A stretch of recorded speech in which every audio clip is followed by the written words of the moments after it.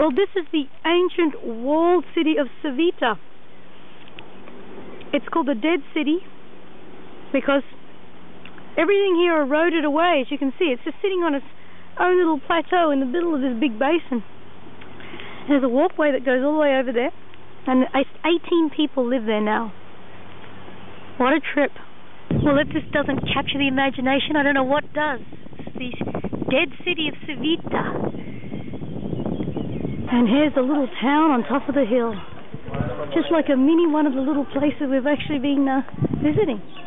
Only this one has just 18 people. I think I could kind of live here.